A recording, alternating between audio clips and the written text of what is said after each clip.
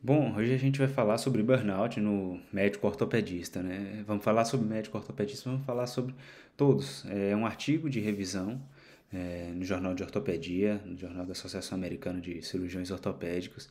Então, basicamente é uma revisão feita com metodologia particular deles. O artigo ele é distribuído pela sociedade. Então, os dados sobre a forma de ser feito são todos colocados em anexos.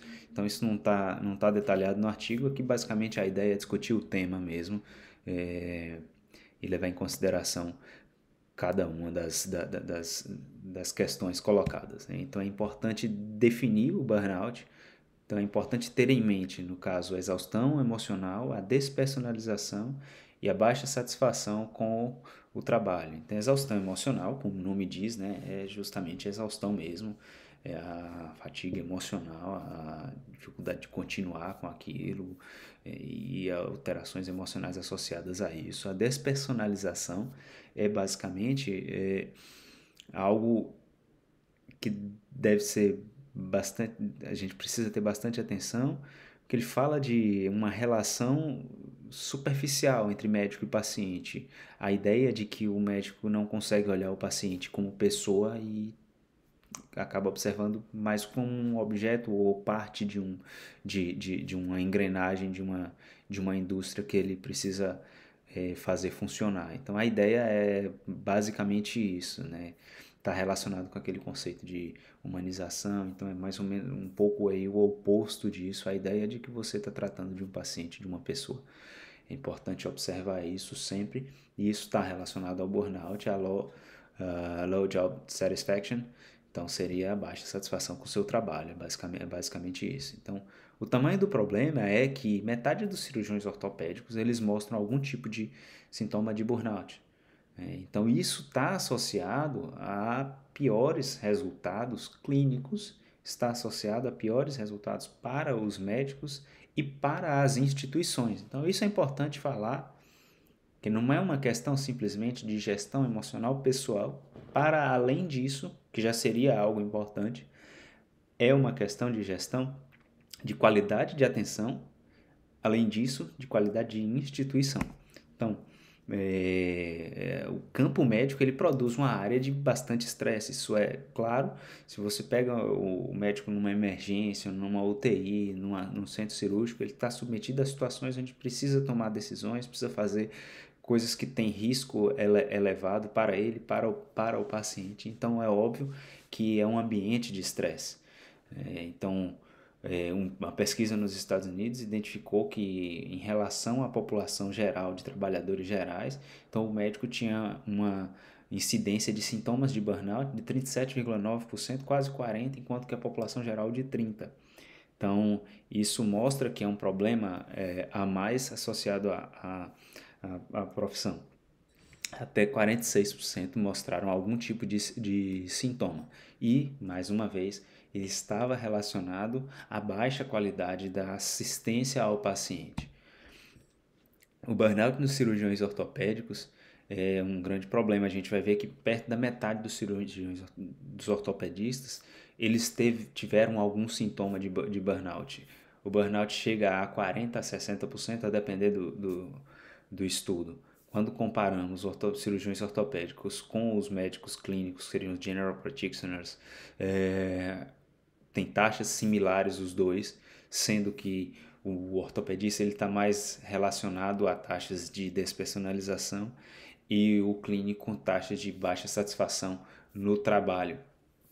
Há uma associação aumentada entre residentes e diretores de programas de residência, com até 52% referindo a alguns tipos de sintomas associados a isso. Além disso, o jovem médico que se forma, ele encontra um ambiente muitas vezes hostil e isso também aumenta as taxas de burnout. Nos residentes, cerca de 56%, eles marcaram altos níveis de despersonalização comparando com outros. Quando você tenta melhorar isso através de restrições de horário, ou seja, reduzindo a carga horária, desses médicos, você consegue melhorar esses scores de exaustão e também de realização pessoal. E é importante lembrar que isso se transforma também em assistência ao paciente.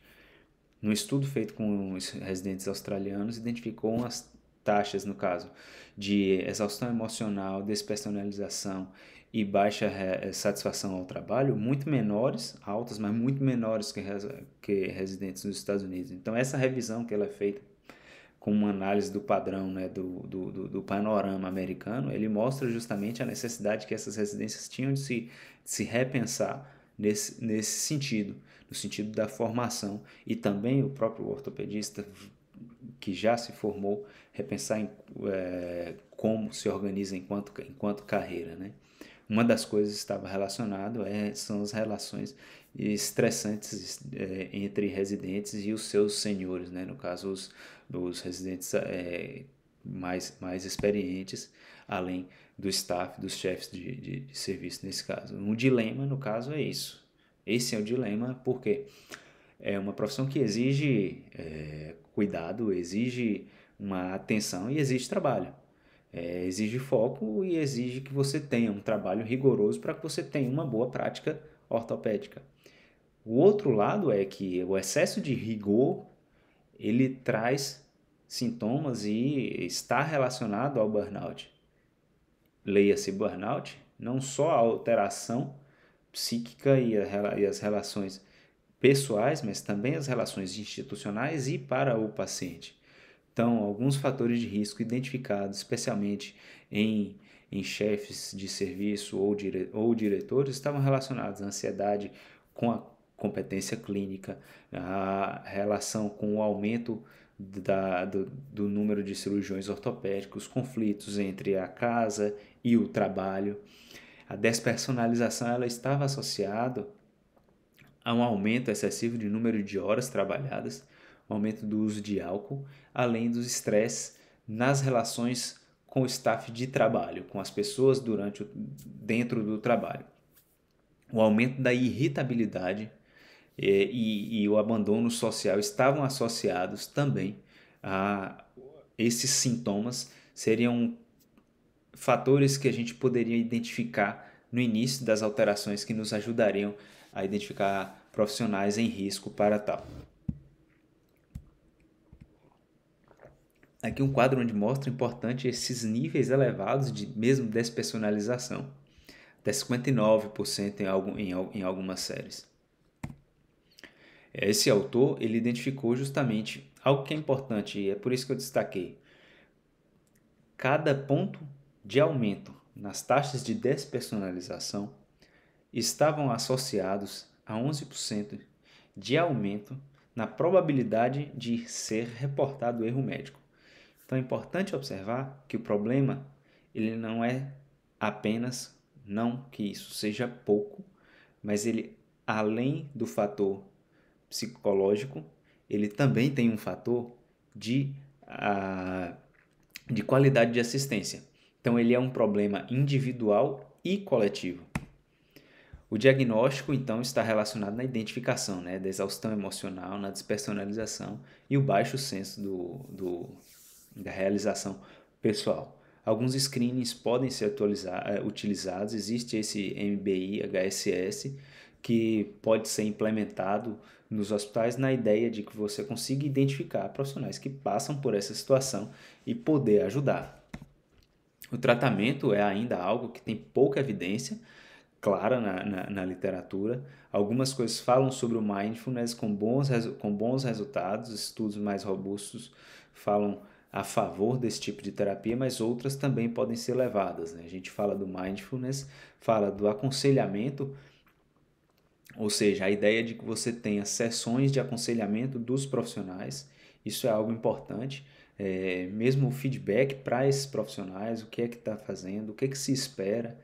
Então, é criar um ambiente de trabalho que seja mais amistoso e que mostre a preocupação em realmente resolver esses problemas, aumentando assim, nesse caso, né, os fatores de proteção.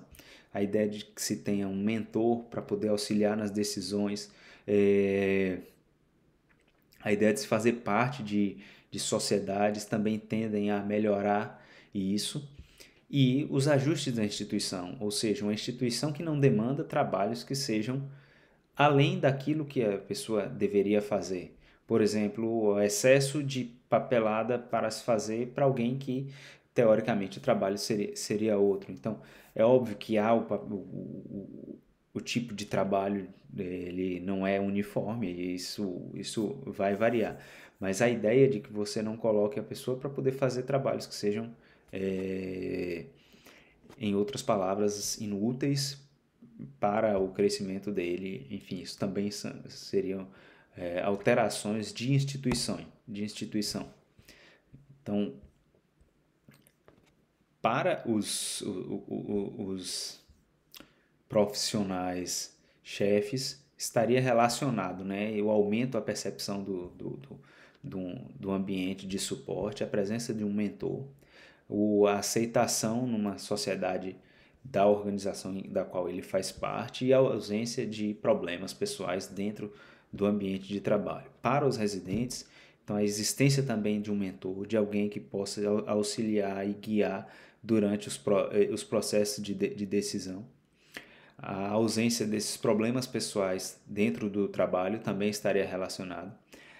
Nesses casos, a existência de um tempo focado em trabalho e de exercício e hobbies, isso é importante. A existência de férias, ela é importante também para poder controlar esses problemas e auxiliar os cirurgiões, pacientes nesse caso, limitar o uso de álcool. E uma coisa que também esteve relacionada foi a associação com a fé. Bom, durante a prevenção é importante avaliar o tratamento individualizado, mas também a prevenção das instituições, tanto do cirurgião quanto de uma abordagem institucional. Então, as relações pessoais fortes, principalmente com esposas, com filhos, estão associados aos fatores protetivos mais importantes para a exaustão emocional. Então, elementos críticos que podem reduzir estão incluídos, no caso, o aumento da autonomia do médico, uma melhor eficiência durante o trabalho, a satisfação durante o trabalho está relacionada a uma eficiência maior. O encorajamento da participação em oportunidades de liderança, além de um bom fluxo de trabalho, a organização enquanto instituição.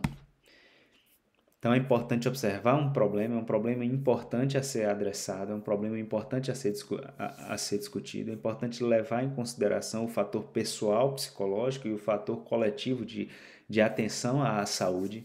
Então a instituição que ela tem atenção para esses fatos, ela tendem a ter uma melhor atenção ao paciente também, uma vez que seu profissional ele trabalha de uma maneira mais saudável. Então, a prevenção é um fator de instituição e de pessoas.